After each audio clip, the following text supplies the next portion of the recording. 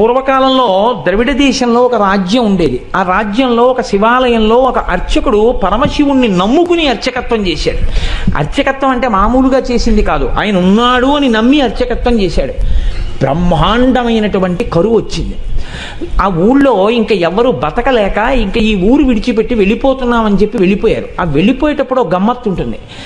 చాలా తేలికైనవి, అమ్ముకుంటే అన్నం దొరికేవి ఉంటాయో పట్టుకెడతారు, బరువైనవి వదిలిపెట్టేస్తారు. మళ్ళీ మంచి రోజులు వస్తే మనం వచ్చేటప్పటికి ఉంటాయి. ఇక మంచి రోజులు రాకపోతే ఈ ఊరికి మనకి బాంధవ్యం తీరిపోయిందని వెళ్ళిపోతారు. వాళ్ళు వెళ్ళేటప్పుడు ఆవుల్ని గేదెల్ని తీసుకెళ్లరు. ఎందుకు తీసుకెళ్లరో తెలుసా అండి? తమ కడుపు నిండడానికే మార్గం లేదు, ఇంకా వాటిని ఏం మేపుతారు. కాబట్టి కరువు వచ్చినప్పుడు ఆవుల్ని గేదెల్ని ఇంకా పోషించలేక ముందు నీరు పోయలేరు, కాబట్టి వాటిని వదిలిపెట్టేసి వెళ్ళిపోతారు. అలా వెళ్ళిపోయారు ఆ ఊళ్ళో వాళ్ళందరూ. ఈ శివాలయంలో అర్చకుడు అన్నారు, నువ్వు కూడా వచ్చేసేయి మాతో అన్నారు. అంటే ఆయన అన్నాడు, నేను వెళ్ళిపోతే శివుడికి అన్నం ఎవరు పెడతారన్నాడు. ఇది భక్తి అంటే.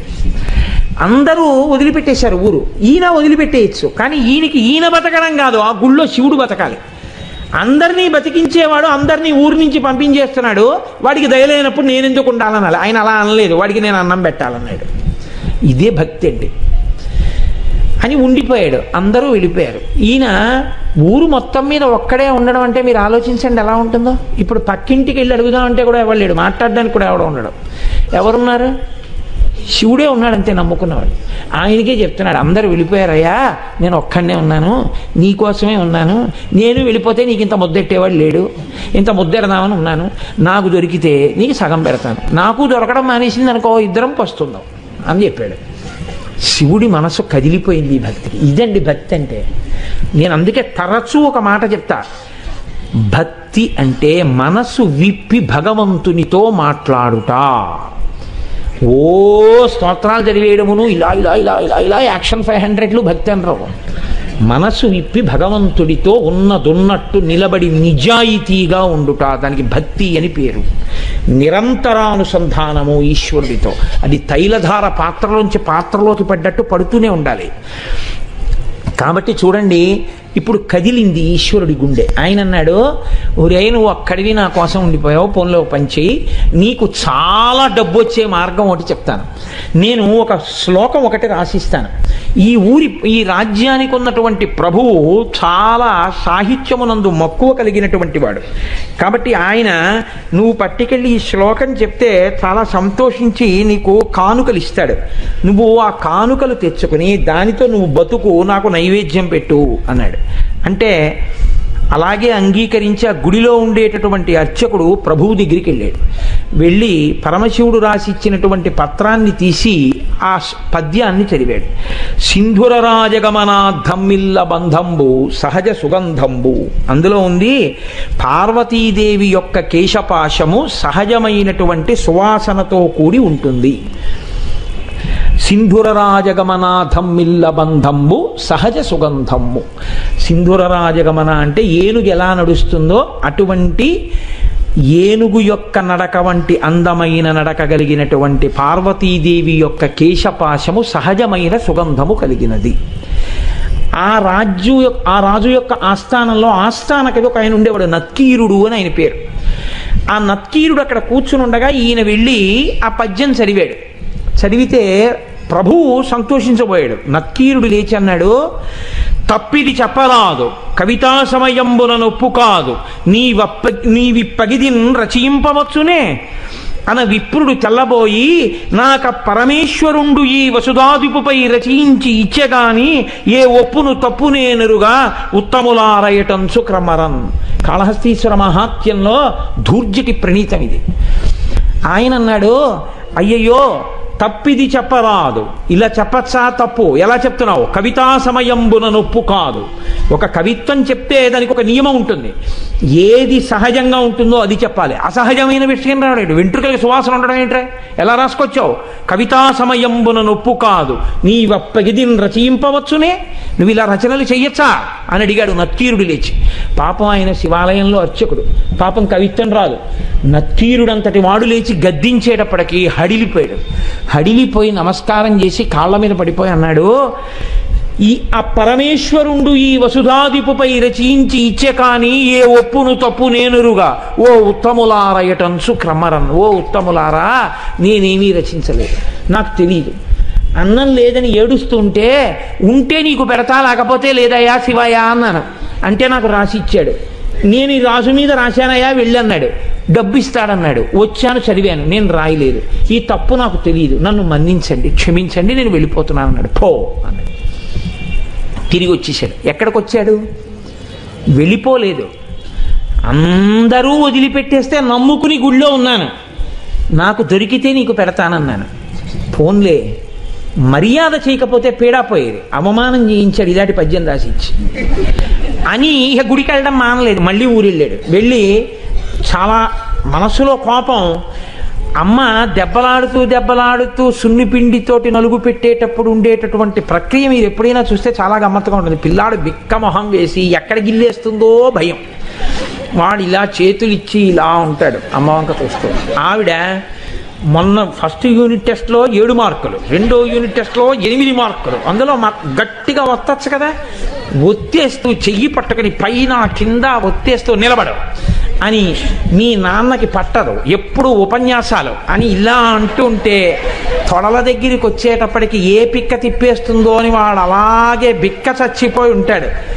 అలా ఈయన చేతిలో పాత్ర పట్టుకుని నమస్సోమాయిచ రుద్రాయిచ నమస్తామ్రాయిచ అరుణాయిచ నమశంగాయిచ పశుపతయేచ, గొప్ప పద్యం రాశావు అని పోస్తుంటే శివుడు బిక్క చచ్చిపోయి అలా ఉండి అభిషేకం చేయించుకుని, నువ్వు పెట్టకపోయినా నేను పెట్టాలిగా, ఇంత తిను.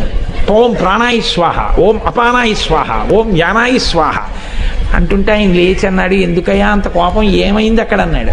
ఏమి తెలియని వాళ్ళే అడక్కు, సర్వజ్ఞుడివి, నీకు తెలియంది ఏం లేదు, ఎంత గొప్ప పద్యం రాశావు. మీ ఆవిడ వెంట్రుకలకి సహజ సువాసన. నత్తీరుడు నిలదీశాడు. ఏమిటి కవిత్వం అని అడిగాడు. కవితా సమయంబున నొప్పు కాదు, నువ్విప్పగిజిన్ రచయింపవచ్చునే అని అడిగాడు. సిగ్గుచేటై తిరిగి వచ్చానన్నాడు. అనేటప్పటికీ శివుడు అన్నాడు, వాడేవాడు ఈశాన సర్వ విద్యానాం ఈశ్వర సర్వభూతానాం బ్రహ్మాధిపతిర్ బ్రహ్మ శివోమే అస్తు సదాశివోం.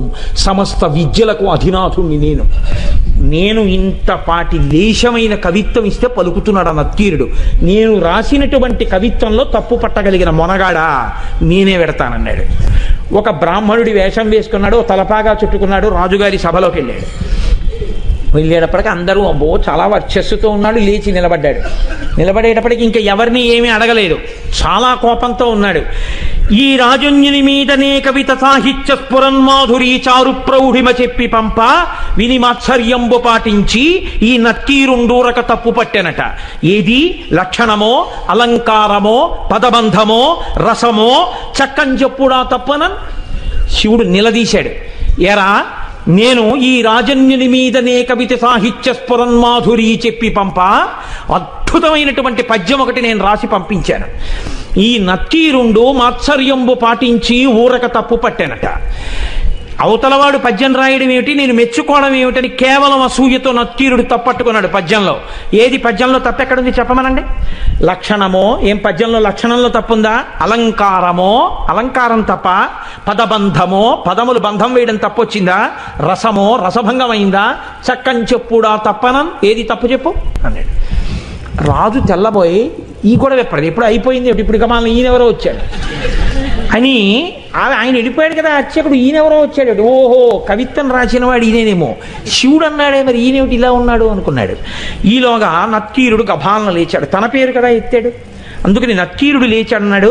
అగజకునైనం తగు ఇలా మగువులకు తగదు మాను మాత్సర్యమింకన్ గగన ప్రసూనవాదము జగతిన్ ప్రత్యక్షమునకు సరియన తగునే. ఏమిటా నువ్వు మాట్లాడేది? కవిత్వం రాశావా? పద్యం రాసి పంపించావా? అగజకునైనం తగు. కొండకు పుట్టినటువంటి తల్లి కాబట్టి ఎత్తి పొడిచాడు. కొండల ఆవిడ పార్వతీదేవి కాబట్టి ఏమో ఆవిడ వెంట్రుకలకి సువాసన ఉందేమో. ఇలా మగువులకు తగదు. భూమి మీద ఏ ఆడదాని జుత్తు సువాసనతో ఉండదు. గగన ప్రసూనవాదము, ఆకాశంలో పువ్వు ఉందంటే ఎవడైనా నమ్ముతాడు? కనబడుతుందా ఎవరికైనా? ఎవడైనా అనుభవించింది ఉంటే చెప్పు, మేమెవరం చూడలేదు వాసన. నువ్వేదో రాసి పార్వతీదేవి కేశపాశం అంతా చాలా సహజ సుగంధంగా ఉంటుంది అంటే ఎలా ఒప్పుకుంటాం? ఇది ప్రత్యక్షమునకు సరియనతగునే మా కంటితో చూసింది అని సత్యమని మేము అంగీకరిస్తామా? అంగీకరించాం. ఏమిటి తప్ప అని 10 మాటలు అడుగుతాయంటే అందుకని తప్పే అన్నాడు. అనేటప్పటికీ శంకరుడు అన్నాడు, పార్వతీదేవి కేశపాశమునకు సహజ సుగంధముందో లేదో చెప్పగలిగిన వాడెవరు? ఒక్క శంకరుడు. నేను చూస్తాను కాబట్టి ఆ కేశపాశం యొక్క వాసన, కాబట్టి నేనే రాసింది, నేను చూసిన వాడిని. నేను చూసి సహజ సుగంధం ఉందని చెప్పినా నువ్వు నమ్మవా? నేను శివుణ్ణి అని చెప్పడం కోసం ఒక్క నత్తీరుడికి కనపడేటట్టుగా నీలగ్రీవుండు నిటల నేత్రము చూపాను. నీలగ్రీవుడు నల్లని కంఠమున్నవాడు, హాలాహలాన్ని భక్షించినవాడు, అంత ఓర్పున్నవాడు, లోకములను రక్షించగలిగినవాడు. వీడికి నేను చెప్పింది నిజమే అని చెప్పాలని పరమశివుణ్ణి నేను అబద్ధం చెప్పవలసిన అవసరం లేదు. ఆమె నా భార్య. నేను నిరంతరం వాసన చూసిన కేశపాశం అది. నేను చెప్తున్నానని చెప్పడం కోసమని 3వ కన్ను చూపించాడు. చూపిస్తే అహంకారం అండి నక్కీరుడికి. తను నమ్మింది, తనకొచ్చిన 4 పద్యాలు గొప్ప అనుకున్నాడు. పరమశివుడంతటి వాడు 3వ కంటితో త్రయంబకుడై ఎదురుగుండా కనపడితే ఆయనే సుగంధిం పుష్టివర్ధనం ఉర్వారుకమివ బంధనాన్ మృత్యోర్ముక్షీయమామృతాత్ అంటాం.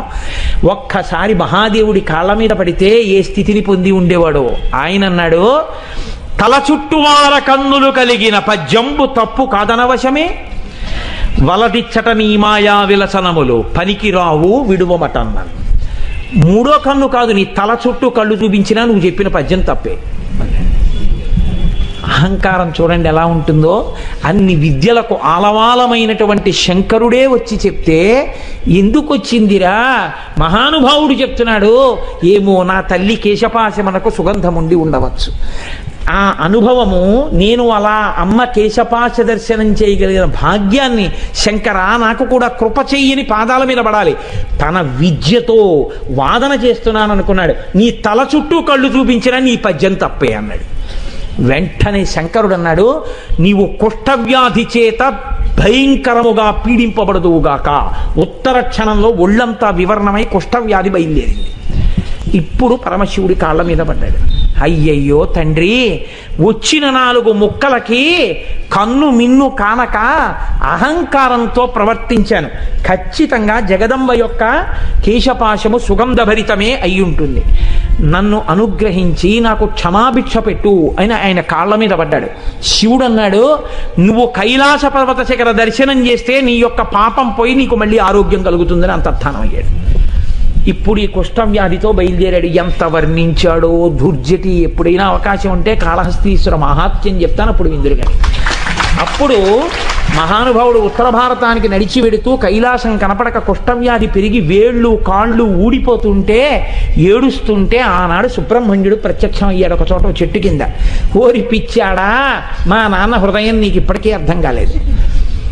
కైలాసం అంటే కుష్ఠవ్యాధితో అక్కడికి ఎడతావా? దక్షిణ కైలాసం కాళహస్తి శిఖరం చూడమన్నాడు రామ నాన్నగారని చెప్పి కాళహస్తి శిఖరం చూపించాడు. వెంటనే కుష్ఠవ్యాధి పోయింది. అప్పుడు అక్కడే ఉన్నటువంటి పాతాళగంగలో సరోవరంలో స్నానం చేసి శంకరుడి మీద ద్రవిడ భాషలో ఆయన బ్రహ్మాండమైనటువంటి కావ్యరచన చేశాడు. కాబట్టి